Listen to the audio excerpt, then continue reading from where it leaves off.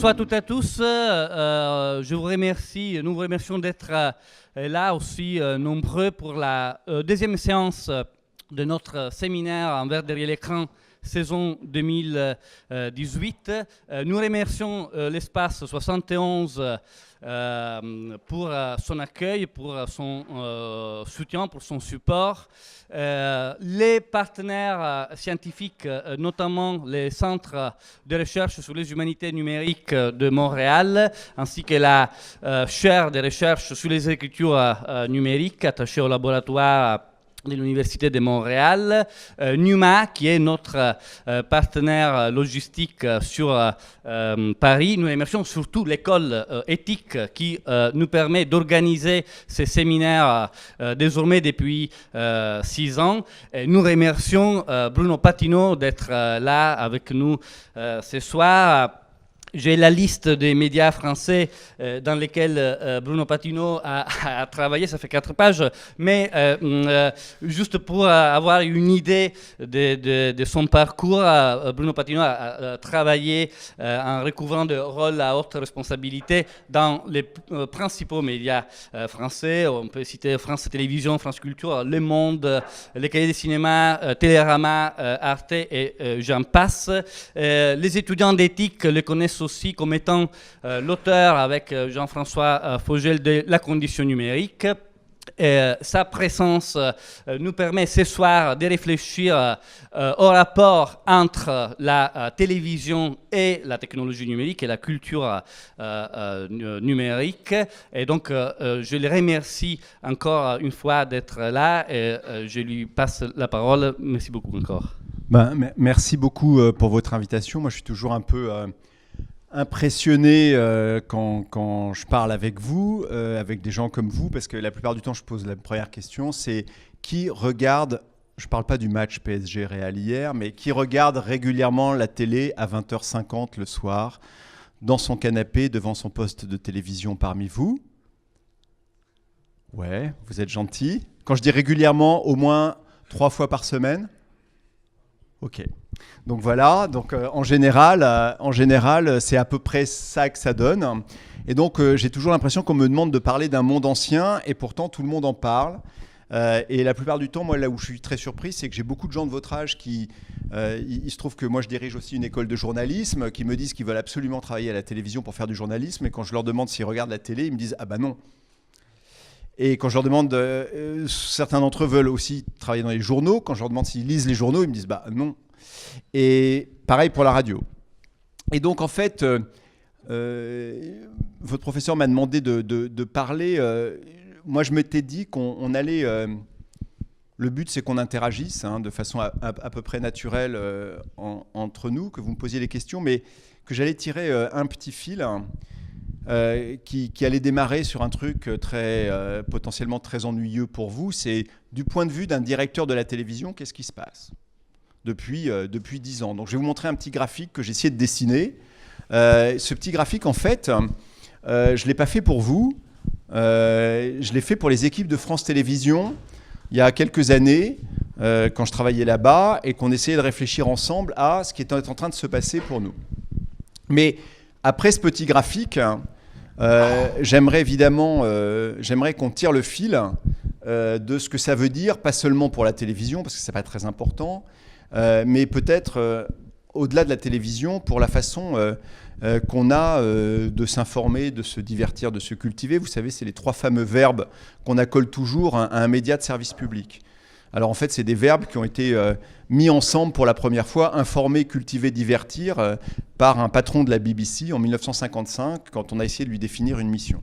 Et en gros, s'il y a 2 trucs qui sont toujours bien à citer, en général, quand on demande ce que c'est que la télévision dans son âge d'or, on donne ces 3 verbes-là, qui sont ceux de la BBC, et puis on fait part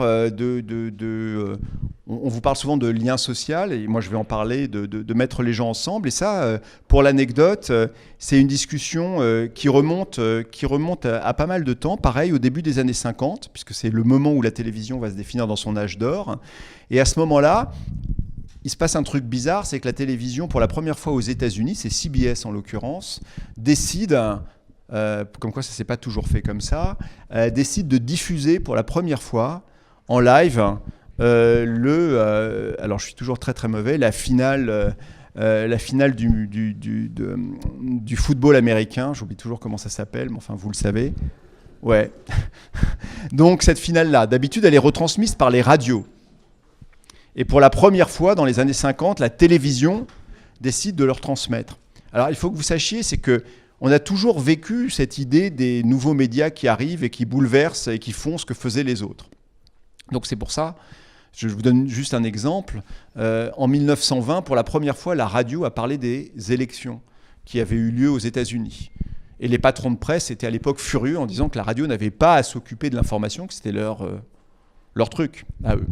Eh bien, en 1950, il se passe la même chose avec le sport à la télévision. Et à ce moment-là, le patron de CBS, quand il est auditionné par le Congrès, quand on lui demande pourquoi il juge bon de retransmettre le football américain à la télévision, il a cette phrase, il dit « Vous ne vous rendez pas compte, en diffusant cette finale, je construis l'Amérique comme une nation. I'm building America as a nation. » Et donc, ça, c'est resté quelque chose de très, très présent quand on parle de la télévision, c'est-à-dire cette capacité de puissance qu'aurait ou qu'a la télévision à, soit pour le mieux, construire notre collectivité ensemble, tous ensemble, on regarde le match hier, on suit les élections, etc., ou pour le pire, dans certains, est-ce que certains d'entre vous ont vu le film Networks ?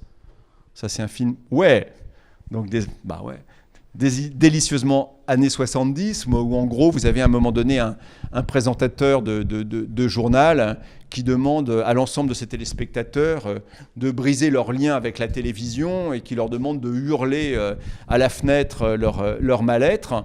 Mais d'une certaine façon, c'est l'utilisation de cette puissance pour briser le lien de cette puissance. Et donc, cette idée qu'on a d'une télévision toute puissante, dans le lien social ou le reste, c'est quelque chose qui reste très présent dans nos esprits. Et si vous voulez briller dans les dîners en ce moment, vous avez, quand on va vous poser la question ce qui se passe entre TF1 et Orange, la meilleure réponse à faire, c'est que simplement TF1 ne se rend pas compte, vit encore sur les acquis de sa puissance passée. C'est-à-dire se comporte encore comme la télévision des années 50, 60, 70, 80 ou 90, c'est-à-dire comme un acteur tout puissant dans un monde pourtant, et je ne parle pas de TF1 mais de la télévision en général, là, ça serait valable pour n'importe quelle chaîne évidemment, dans un monde où sa puissance devient de plus en plus relative. Donc le seul moment où je vais vous montrer un petit truc là, c'est pour vous dire du point de vue un peu technique et du patron de télé ce qui se passe depuis ces 20 dernières années, et puis après vous dire à peu près ce que ça a comme conséquence. Donc pardon parce que je déteste faire des PowerPoint en fait, mais pour une fois je voulais vous montrer ça. Donc en gros, en 2004, et c'est le seul moment peut-être que tout sera ennuyeux, mais c'est le seul moment que j'ai prévu d'être un peu ennuyeux dans ce dialogue qu'on va avoir. En 2004, en France, on passait en gros 3h30 devant le téléviseur. Qui a l'impression, parmi vous, de passer 3h30 par jour, en moyenne devant son téléviseur ? Ok, ça me rassure un peu, c'est normal. Qui a l'impression parmi vous que ses parents passent en moyenne 3h30 par jour devant leur téléviseur? D'accord. Et qui a l'impression parmi vous que ses grands-parents passent en moyenne 3h30, au moins en moyenne 3h30 devant le téléviseur? Ben voilà, et je n'ai pas besoin de faire tout ce graphique, vous avez absolument compris ce qui est en train de se passer pour la télévision. C'est-à-dire que pratiquement toutes les mains se sont levées quand il s'agissait des grands-parents. On s'est dit, bah oui, les grands-parents passent en moyenne 3h30 devant le téléviseur. Beaucoup de mains se sont levées pour vos parents qui doivent, j'en ai peur, avoir à peu près mon âge. Et hélas, enfin pour moi, et aucune main s'est levée quand ça vous concernait. Ce qui, on y reviendra plus tard, est exactement ce qui est en train de se passer aujourd'hui. Donc, en 2004, le monde était assez... Pardon, je maîtrise mal les flèches. Et bon, 100% du temps était passé devant des offres linéaires. Les offres linéaires, c'est simple, c'est les chaînes telles qu'on les connaît, c'est-à-dire qu'à un moment donné, l'espace rare, c'est la fréquence. Donc on organise une chaîne autour du temps, et des gens comme moi et comme d'autres décident de ce que vous allez regarder sur cette chaîne à ce moment-là. Et comme comme on le sait peu, dans une chaîne de télé, le patron de la programmation, c'est-à-dire qui décide à quel moment il met tel programme, est aussi puissant que le patron des programmes, c'est-à-dire celui qui décide des programmes. Parce que le moment où on met un programme à l'antenne, on lui donne sa chance d'être vu, sa chance d'être vu par beaucoup de monde ou pas. D'accord ? Et plus une télévision, évidemment, est publicitaire, plus la maximisation de l'audience est nécessaire, donc plus le programmateur prend la place ou l'emporte sur le directeur des programmes. Donc, en 2004, la vie est simple en France. Vous voyez un peu, j'ai mis des... Non mais, vous savez, ça m'a mis du temps à faire ça. Mais bon, vous ne vous rendez pas compte. Hein. Je voudrais vous y voir. Et 90% en plus devant les chaînes qu'on appelle historiques. Donc à l'époque, quand vous êtes TF1 par exemple, vous avez en plus à cette époque-là, en gros, 40% de ce bloc bleu. Donc dans le marché de l'attention, puisque tout ça c'est du marché de l'attention, vous captez 40% de 3h30 quotidiennes des gens. Vous vous rendez compte un peu de votre puissance en termes d'attention? Et à l'époque, les gens de votre âge ne lèvent pas la main, enfin lèvent la main quand on leur demande qui parmi vous regarde la télévision au moins cette heure-là par... Et c'est en 2004. Puis, donc voilà ce qui se passe en 2004. Je vous ai fait le résumé. Là, les 10%, c'est ce qu'on appelle les autres télévisions. Donc à l'époque, c'est le câble et le satellite. Hein, avec des chaînes qui captent un peu d'attention. Mais quand vous travaillez à la télévision, moi j'y travaillais pas encore, mais il y avait encore un reste de ça. Vous aviez chaque matin vos audiences. Alors à l'époque, pas sur le smartphone, mais vous aviez un fax qui arrivait avec les audiences des différentes chaînes. Et alors ce qui arrivait comme audience, c'était... alors il y avait TF1, France 2, France 3, machin. Et après, il y avait marqué Total Autre Télé. Donc vous voyez un peu l'espèce de mépris qu'il y a chez les gros, enfin chez les historiques, en disant les autres télés, bah, c'est 10% de l'audience. On ne va pas en plus se poser la question de combien ils font. Combien fait Planète, on s'en fiche. Combien fait machin, on s'en fiche, etc. D'accord ? Donc ça, c'est 2004. Rapidement, en 2016, qu'est-ce qui se passe ? Pas beaucoup de changements de ce point de vue-là, c'est-à-dire qu'en 2016, l'Internet existe déjà, depuis pas mal de temps. Il arrive un peu sur le téléviseur. On parle du téléviseur, là. Hein. Je ne vous ai pas parlé, pardon, j'aurais dû dire ça. Pour le moment, je vous parle du téléviseur. Donc, je ne vous parle pas de vos ordinateurs, etc. Je vous parle du point de vue du téléviseur. Donc, devant le téléviseur, là, à ce moment-là, en 2016, c'était il n'y a pas si longtemps, c'était il y a 2 ans, il y a 3% du temps passé devant le téléviseur qui est fait sur des offres non linéaires. Alors, c'est quoi les offres non linéaires sur le téléviseur ? Qui d'entre vous regarde Netflix ? Voilà. Alors en 2016, on va y revenir. En 2016, ça s'accentue un petit peu. Qui d'entre vous regarde YouTube sur le téléviseur ? Ça vous arrive ou pas ? Ouais, quand même, un peu. D'accord ? Qui d'entre vous regarde Molotov ? Je vous conseille Molotov. Donc Molotov sur le téléviseur. Donc vous voyez, et qui d'entre vous regarde aussi les offres de rattrapage sur votre Freebox, Orange, votre box Orange, votre box numéricable SFR si vous arrivez à trouver comment la faire fonctionner. Votre Freebox, qui d'entre vous regarde les offres de rattrapage des télévisions à ce moment-là ? Ah, pas plus que ça. Voilà. Eh bien, à cette époque-là, d'après Médiamétrie, c'est 3% du temps passé devant le téléviseur que vous passez à regarder quelque chose qui n'est pas linéaire, c'est-à-dire qui n'est pas assemblé par une chaîne, par un programmateur. Mais déjà, ce qui a changé beaucoup à cette époque-là, c'est qu'en revanche, vous voyez tout ce blanc-là, donc le vert, c'est le non-linéaire. Le blanc, les autres télés ont gagné énormément de poids. Les autres télés, parce qu'entre-temps, il y a eu la TNT qui s'est généralisée, et donc évidemment des chaînes comme C8 ou d'autres ont commencé à prendre une place significative. Donc à ce moment-là, quand vous êtes une chaîne de télé, très rapidement, votre audience, elle commence à se fragmenter. Et toute l'histoire qu'on raconte là, c'est une histoire de fragmentation énorme. Donc à un moment donné, quand vous êtes TF1, d'abord vous n'avez plus 40% de tout ça, mais vous commencez à avoir 34% ou 32% ou 30%. Et vous êtes toujours leader. Et donc aujourd'hui, TF1 a environ 20%, 21% avant leur histoire, là, à 21-22% d'audience, France 2, 14% d'audience. Donc vous êtes terriblement fragmenté. Mais la vie n'est pas beaucoup plus compliquée parce qu'à ce moment-là, vous dites, moi, je vais faire des bouquets de chaînes. Donc, je vais avoir plein de chaînes. Parce que ce que je perds avec ma grosse chaîne, je vais le gagner avec d'autres chaînes plus thématiques. Et donc, je vais investir dans des chaînes de la TNT. Donc, ça explique ce qu'ont fait les chaînes à ce moment-là, c'est-à-dire TF1 avoir son bouquet, M6 avoir son bouquet, France Télévisions lancer France 5, etc. etc. OK ? Jusqu'à présent, tout est assez simple. Et c'est toujours le même temps passé devant le téléviseur, parce que ce que vous passez à ce moment-là, en 2016, sur le PC et les autres écrans, oui, j'ai mis des animations qui tournent, vous voyez, ça c'est beau, et donc c'est du temps incrémental. Donc en fait, à ce moment-là, les gens ne sont pas encore très inquiets. C'était il n'y a pas si longtemps. C'est-à-dire les gens comme moi qui disent « Attention, il faut qu'on s'inquiète, c'est difficile, ça va se passer », on nous dit « On a beaucoup de temps ». Les gens ne sont pas trop inquiets encore parce que finalement, le temps que vous passez devant votre ordinateur, à l'époque votre tablette un petit peu, votre smartphone, c'est du temps incrémental qui vient s'ajouter au temps, en moyenne évidemment, que vous passez devant le téléviseur. Alors tout ça c'est en moyenne, parce qu'évidemment les gens de votre âge passent beaucoup plus de temps devant leur ordinateur que devant la télé, mais vos parents moins et vos grands-parents restent fidèles encore au téléviseur.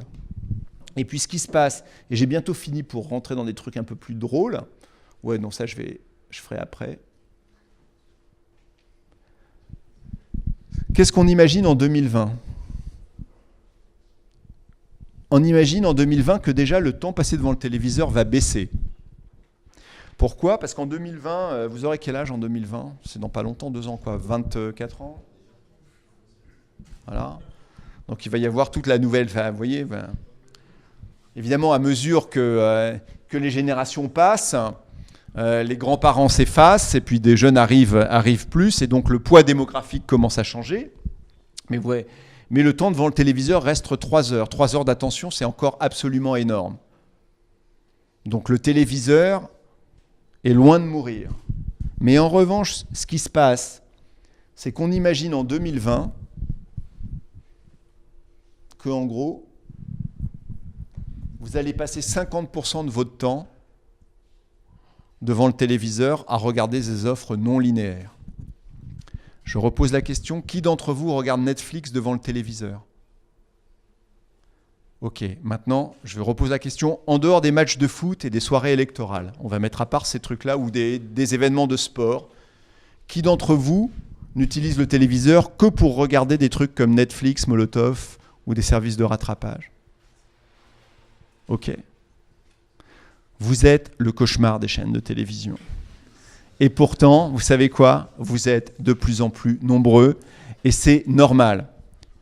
Parce que dans la réalité des choses, si on fait un peu de théorie des écrans, enfin de mon point de vue de mon métier, mon métier c'est éditeur de médias, on vous dit toujours le smartphone c'est le truc, alors je vais aller au bout pour mettre tous les écrans. Hop.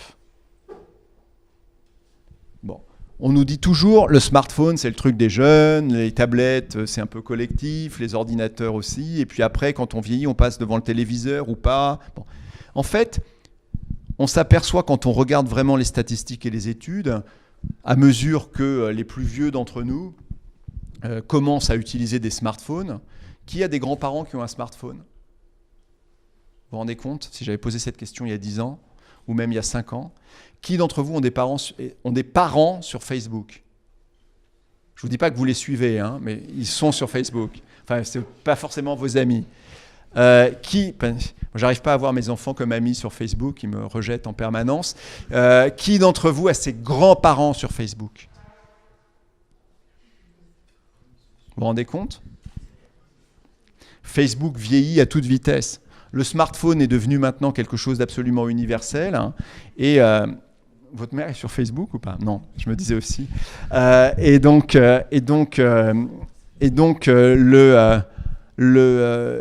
Donc, en fait, on s'aperçoit qu'à mesure que les technologies sont adoptées, y compris par les plus anciens d'entre nous, la vraie rupture très très forte pour la télévision, c'est pas le fait d'être déplacé sur un écran d'ordinateur ou d'un écran de smartphone. Donc la vraie rupture, c'est pas l'écran. L'écran, son utilisation, elle est contextuelle.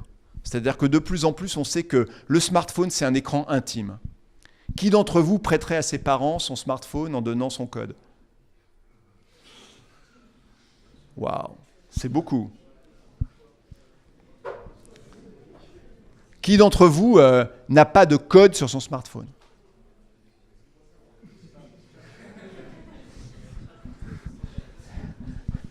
Il va falloir que vous agissiez très très vite. Mais non, ce que je veux dire, c'est que le smartphone, de plus en plus, c'est l'écran intime. C'est même pas forcément l'écran mobile. On sait aujourd'hui qu'en gros, un gros tiers des vidéos animées, qu'elles soient de la télévision ou du YouTube, qui sont regardées sur smartphone, le sont à domicile, parce qu'à domicile, il y a du Wi-Fi, et donc c'est simple. Et donc c'est l'écran intime. L'ordi, c'est l'écran qui mixte la vie privée et la vie professionnelle, estudiantine ou autre. Et le téléviseur, en revanche, c'est un écran collectif où on se calme plutôt, on se cale plutôt en collectivité, avec des copains, en famille, avec son amoureux, avec son amoureuse, pour regarder quelque chose dans une image un peu spectaculaire. Et donc, quand vous êtes fabricant d'écran, si vous fabriquez des téléviseurs, vous fabriquez des smartphones ou ailleurs, vous n'êtes pas très pessimiste, parce que vous savez que vous avez un énorme marché devant vous. En revanche, je vous rappelez quand j'ai posé la question, qui d'entre vous, en dehors des matchs de foot et des grands événements, ne regarde la télévision, ne se met devant le téléviseur que pour regarder des choses comme Netflix, Molotov, Amazon bientôt, ou même les offres de rattrapage? Vous avez été nombreux à répondre, parce qu'on imagine, en tout cas aux États-Unis, qu'en 2020, donc en France sans doute en 2022, la moitié du temps passé devant le téléviseur sera fait par des offres non linéaires. Et donc, quand vous êtes TF1, vous vous dites qu'au mieux, en 2022, mais ça marche pour France 2 et France 3, hein. Je prends TF1 parce que c'est le leader, j'ai rien contre TF1, ni rien pour, hein. C'est juste le nom parce que c'est le leader, mais ça marche pour l'ensemble des chaînes, y compris pour celle pour laquelle je travaille en ce moment, qui est Arte, donc n'y voyez pas une obsession, mais quand vous êtes TF1, vous vous dites, si je maintiens ma part de marché actuelle, c'est-à-dire 22% de mon audience, j'aurai en fait au mieux 22% des 50% des 3 heures passées devant le téléviseur. Vous faites le calcul. Alors qu'il n'y a pas si longtemps, 16 ans avant, j'avais 34% des 90% des 3h30 passées devant le téléviseur. Faites le calcul et dites-moi si économiquement, vous êtes optimiste. Si vous faites un calcul simple, vous ne serez pas du tout optimiste. Et si en plus vous vous dites à un moment donné, en plus de ça, pour avoir de l'attention qui est de plus en plus difficile à avoir parce que la concurrence est de plus en plus élevée, je paye mes programmes de plus en plus cher, vous vous direz, tiens, si je suis une chaîne de télévision, surtout si je suis financé par la publicité, je me dis que pour avoir le plus d'audience possible, je vais devoir payer de plus en plus cher, alors que de toute façon, je vais avoir des revenus publicitaires qui vont être en baisse. Et ça s'appelle un effet de ciseau. Et ce que vous vivez en ce moment dans la, entre guillemets, guerre TF1, Orange, etc., c'est les acteurs de télévision privés, financés par la publicité, qui prennent conscience de leur effet de ciseau. Pour vous dire pourquoi les programmes sont de plus en plus chers. Qui d'entre vous regarde des séries sur Netflix? Ok, évidemment.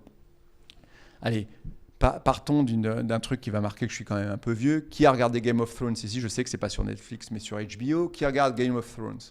J'ai ôté. D'accord, ok. À votre avis, un épisode de Game of Thrones, ça coûte combien à faire? Oui, des millions et des millions, mais bon, d'accord, mais ça des millions et des millions. Ouais, ça a grossi. Maintenant, vous êtes pas loin de 10 millions de dollars pour 47 minutes. Vous vous souvenez de Julie Lescaut? À chaque fois, ça fait le même truc. Bon, Julie Lescaut, ça durait 90 minutes et à votre avis, ça a coûté combien? Quoi?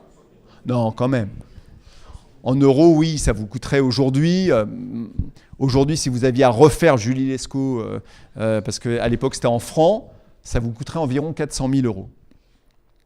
Pour faire un carton d'audience, 30% d'audience. Et donc, si vous voulez, c'est pour vous dire que moi, quand j'essaie d'expliquer ça aux gens, je leur dis, en fait, c'est votre regard qui a changé. Il se trouve, ça va marquer mon âge. moi, j'étais en Allemagne quand le mur est tombé en 89. Donc j'ai l'âge de vos arrière-grands-parents. Et si vous voulez, et tout d'un coup, en Europe de l'Est, les gens qui roulaient en Trabant, quand ils avaient une voiture et quand ils avaient beaucoup d'argent, ils avaient une Lada, ils ont vu arriver sur leurs autoroutes des BM, des Mercedes et autres. Et donc même la personne qui était très contente d'avoir une Lada, parce qu'elle se disait que c'était mieux qu'une Trabant, s'est dit quand même, il y a des voitures quand même qui ont l'air vraiment mieux. D'accord ? Sauf qu'eux ne pouvaient pas se les payer. Pour les séries, c'est la même chose. On avait des séries produites à notre échelle nationale et on trouvait que c'était très bien. Et tout d'un coup, on voit débarquer des séries, mais si, c'était très bien. Et on voit débarquer des séries à un moment donné qui ont une valeur de production de 2 millions de dollars l'épisode, et puis 4 millions de dollars, et puis 6 millions de dollars, et 8 millions, et puis ça se voit sur l'écran. Et donc notre regard a changé. C'est-à-dire qu'aujourd'hui, que ce soit une série française ou une série américaine, vous vous attendez à ce qu'on appelle dans les écrans une valeur de production qui est très élevée. Et cette valeur de production, si vous voulez avoir du succès, les chaînes françaises sont forcées de mettre au pot. Canal a évidemment, qui est sur un modèle payant, a commencé à faire flamber la banque avec Versailles, en coproduction internationale, mais même le Bureau des légendes. Qui d'entre vous regarde le Bureau des légendes ? Wow. Bon, je ne vais pas poser la question des séries Arte, parce que sinon je vais vraiment passer une mauvaise soirée, je vais repartir tout de suite. Si, bon. Ah, vous devriez. Bon, donc tout ça pour vous dire que si vous voulez, ce qui se passe en ce moment, puisque je voudrais élargir la conversation, ce qui se passe, la vraie rupture, c'est le rapport au temps. C'est-à-dire qu'en dehors des... Pour moi, il y a 3 télévisions. Dans le rapport qu'on a, alors j'ai des graphiques, après je vous laisserai la présentation si vous voulez, mais je ne veux pas faire une presse ennuyeuse. Vous avez 3 télévisions, c'est ça qu'il faut comprendre aujourd'hui. Vous avez la télévision dont 3 ou 4, mais pour moi 3. La télévision des séries télévisées, des programmes, des documentaires absolument incroyables, des séries documentaires que vous regarderez, etc. Et pour ça, d'une façon croissante, pas seulement les jeunes, quand les gens, nous-mêmes, on s'est rendu compte qu'on pouvait les voir au moment où on voulait les voir, on revient évidemment jamais en arrière. C'est un confort que vous avez sur lequel vous ne revenez jamais en arrière. Et donc la part du non-linéaire, elle grossit forcément. Pourquoi ? Parce qu'on vous donne la maîtrise du temps. Et quand on vous donne la maîtrise du temps pour vous informer, vous divertir ou vous cultiver, vous la prenez. L'image est aussi bonne, les programmes sont aussi bons, voire meilleurs. Souvent, c'est les mêmes avec le rattrapage. Et donc, forcément, cette part-là, elle augmente. Et la grande révolution en ce moment de la télévision, c'est le non-linéaire. C'est-à-dire la part croissante de ce que vous regardez quand vous voulez le regarder. Et le problème, je vais pas faire de la technique ici avec vous, c'est qu'évidemment, les chaînes de télé peuvent proposer cette offre non linéaire. Ça s'appelle l'offre de rattrapage. Arte a été précurseur avec Arte plus 7. Ensuite, il y a eu Plus, MyTF1, etc. Mais pour des tas de raisons, de puissance, d'outils, de data, etc., tout ce que vous devez savoir dans le numérique, c'est-à-dire ce qu'on appelle la scalabilité de la puissance numérique, quand vous êtes un acteur local et national, vous êtes évidemment moins puissant et moins efficace en termes d'expérience que des grands acteurs mondiaux qui sont capables d'étaler des achats de droits, des valeurs de production et de la technologie sur un très grand nombre de pays. Et donc ce qui se passe aujourd'hui, c'est que vous avez des acteurs nationaux qui étaient plutôt linéaires, qui sont en train de se faire manger un énorme temps d'attention devant la télévision par des acteurs mondiaux non linéaires. Et quand les acteurs français essayent d'être non linéaires, ils y arrivent, mais évidemment, ce sont des tout petits par rapport aux mastodontes. OK ? Et donc, en gros, 3 télévisions. La télévision, on va dire, des grands récits, donc les fictions, les grands documentaires. Et ça, c'est une télévision qui est de plus en plus non linéaire et qui va vers une course à la puissance. Et je ne vais pas rentrer dans la technique, mais les algorithmes sont importants, les datas sont importants, la capacité, tout ça, je répondrai à vos questions si vous en avez. Il y a une deuxième télévision, alors celle-là, tout le monde en parle parce que c'est vachement simple, c'est la télévision événementielle. Qui a regardé PSG Real hier ? Qui l'a regardé sans pirater ? Ok. Donc, Non, mais vous allez voir pourquoi je pose la question, parce que c'est pas, je dénonce pas, hein, je travaille pas pour Adopi ou ailleurs, c'est juste pour vous dire que cette télévision, évidemment, tout le monde en parle, c'est la télévision événementielle, les grands événements. Donc les grands événements, le sport qui se passe en direct, les émissions politiques. Qui a regardé le débat Le Pen-Macron à la télévision? Voilà. Bon, vous voyez, vous n'avez pas l'âge, vous ne regardez pas la télé, mais là, évidemment, moi aussi, hein, tout le monde, on a été devant notre téléviseur, et vraiment devant le téléviseur. Soirée électorale, qui l'a regardé à la télé? Déjà un peu moins. Parce que vous aviez d'autres moyens, donc c'était moins événementiel, même si c'était un événement, que le débat présidentiel. Bon, je reviens juste sur cette télé événementielle. Évidemment, la télé événementielle, c'est naturel, c'est les chaînes qui sont là-dedans les plus pertinentes. Parce que c'est le direct et parce qu'évidemment, regarder un match de foot, même avec 10 minutes de décalage, c'est un truc de dingue. Ça ne marche pas. Et ça ne marche pas, je vais vous dire, il y a un truc même bizarre quand on fait de la télé qu'on sait. Vous savez combien, à votre avis, il y a de décalage entre l'image que vous avez quand vous la recevez par la TNT et quand vous la recevez par une box, le décalage maximal qu'il peut y avoir? Beaucoup plus que ça. Vous pouvez arriver jusqu'à 1 minute. Les matchs de foot sont une très bonne façon pour s'en rendre compte, parce que de temps en temps, quand vous habitez un immeuble où tout le monde n'a pas le câble, c'est-à-dire certains ont CanalSat, d'autres le câble, d'autres la box et d'autres l'antenne de TNT, quand il y a un but, vous avez un drôle de décalage. C'est-à-dire ça gueule par ici, puis ça gueule là, puis ça gueule là, mais faites ça gueule, il ne faut pas que je dise ça si je suis filmé, ça crie, ça réjouit, etc. Mais vous avez un décalage dans le temps. Et même là, quand ça vous arrive, vous dites c'est bizarre.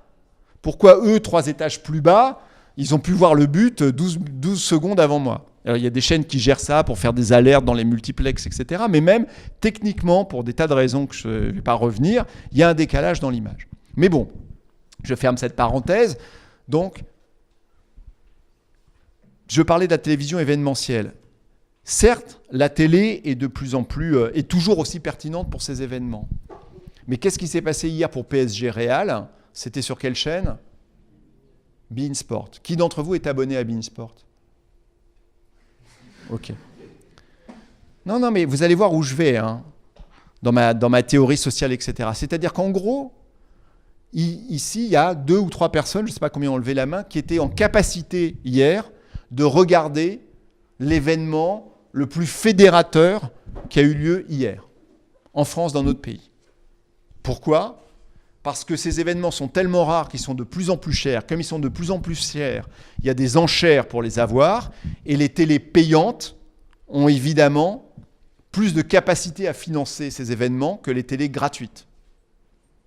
Est-ce que vous avez une idée de pourquoi vous pouvez continuer à regarder des matchs de l'équipe de France gratuitement ou les JO gratuitement sans que ça soit payé? Pardon ? C'est national, certes, mais à votre avis, pourquoi ? Il y a une loi, enfin plutôt il y a un décret.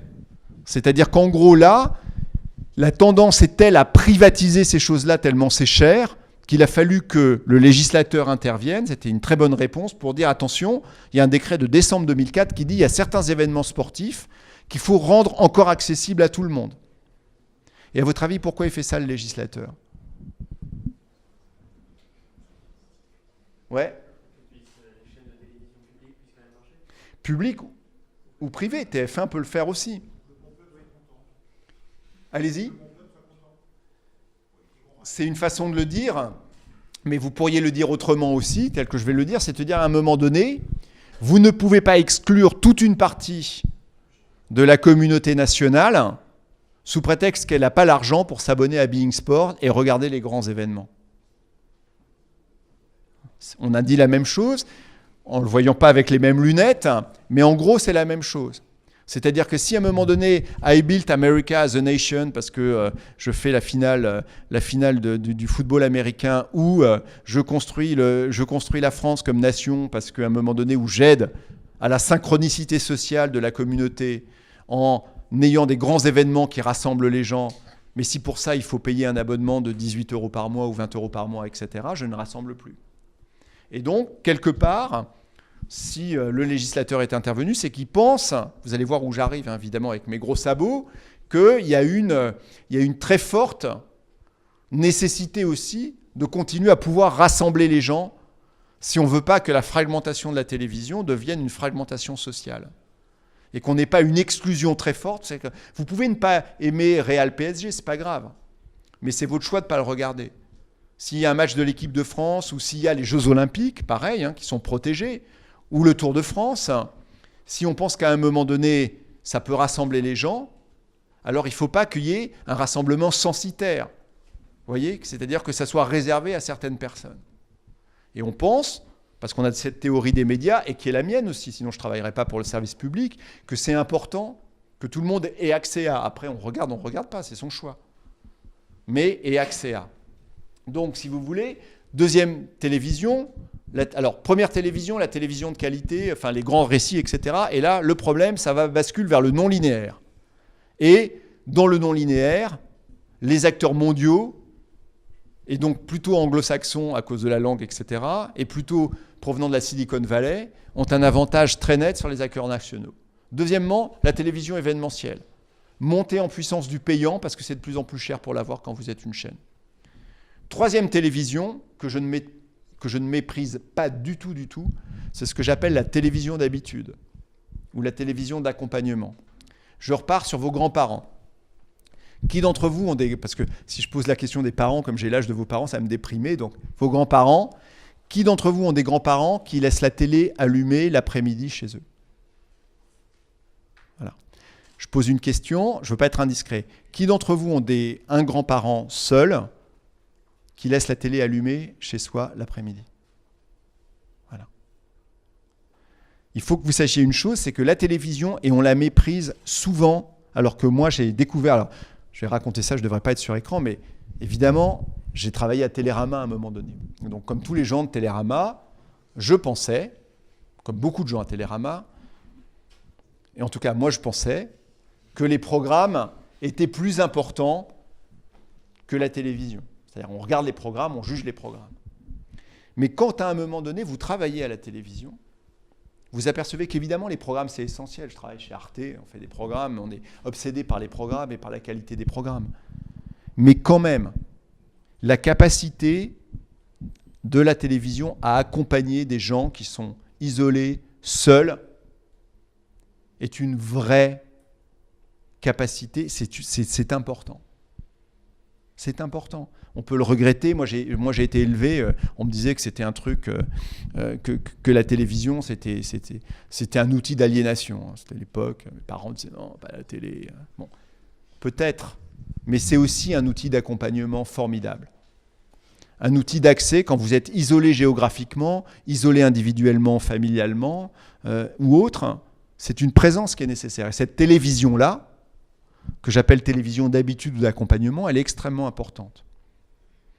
Et faire de la télévision d'accompagnement de qualité, c'est extrêmement important parce que c'est une façon de bien accompagner les gens. Et donc, toutes les télévisions d'accompagnement ne se valent pas, mais elle est importante. Et celle-là, elle reste totalement l'apanage des chaînes. Mais en même temps, comme ces chaînes s'appauvrissent, vous avez une vraie crainte que cette télévision-là s'appauvrisse aussi d'une certaine façon. Voilà. Et donc, en gros, vous avez un paysage télévisuel aujourd'hui où vous avez la télévision d'accompagnement qui vieillit énormément, bien sûr, parce qu'elle s'adresse à des gens qui sont en général pas dans la pleine conquête de leur premier boulot, de leurs études.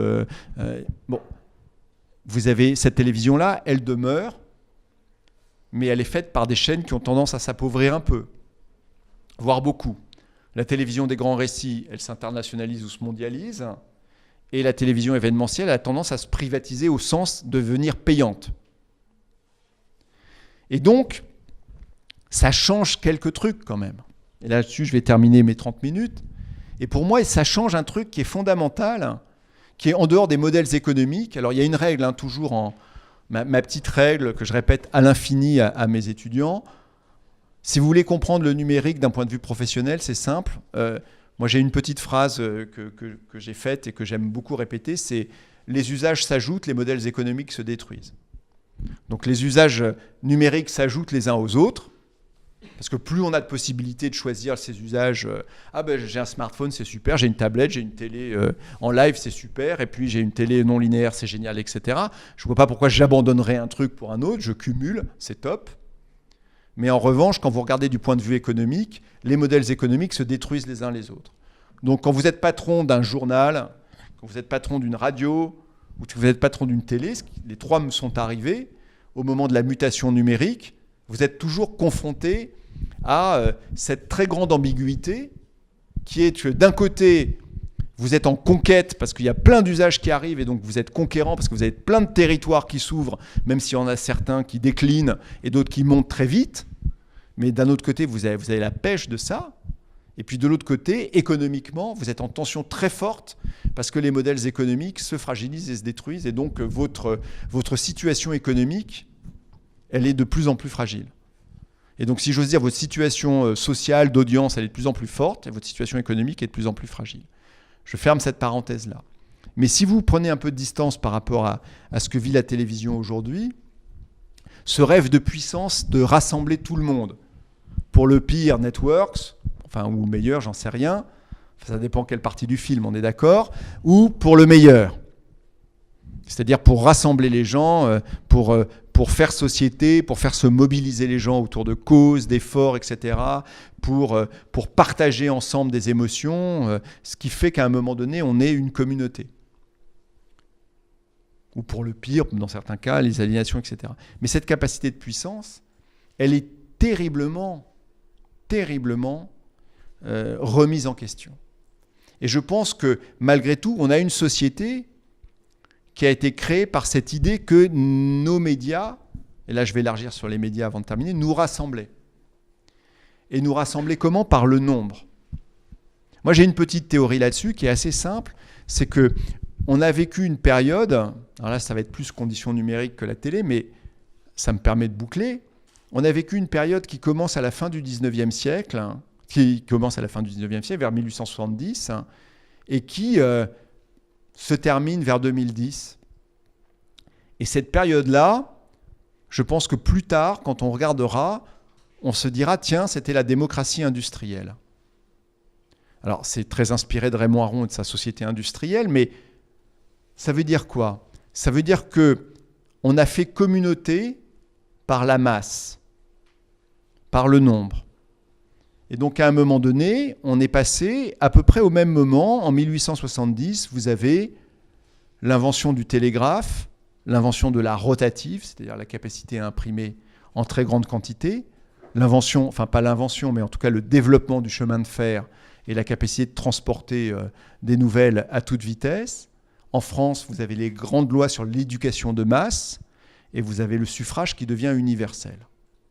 Et donc, en gros, vous pouvez vous dire que vous êtes dans un équilibre politique où vous dites tout le monde a un niveau d'éducation minimal qui est le certificat d'études, donc j'ai l'éducation de masse.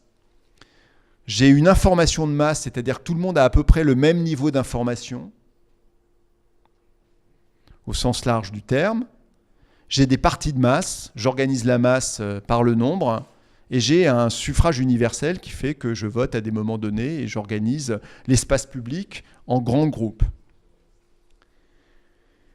Je pense qu'aujourd'hui, tout ce qu'on est en train de vivre en ce moment, qui est que la multitude n'est pas la masse, c'est-à-dire qu'on veut tous être pris sur nos identités, nos individualités à des moments différents, dans des contextes différents, on a un problème avec les moments de rassemblement aujourd'hui. C'est-à-dire que l'organisation de nos sociétés en réseau de plus en plus, avec ce que les sociologues appellent des coalitions éphémères ou autres, fait que les outils de promotion d'une démocratie telle qu'on l'a vécue c'est compliqué. Et là-dessus, les médias ne sont pas coupables de ça, mais eux-mêmes ne rassemblent plus tout le monde au même moment pour la télévision, tout le monde au même moment pour la radio, et vous ne lisez pas le même journal en masse. Vous voulez des choses personnalisées, contextualisées, des newsfeeds contextualisés. Et donc même si vous, monsieur, et moi, nous sommes sur Facebook, quand on se branche sur Facebook, on ne regarde pas le même newsfeed.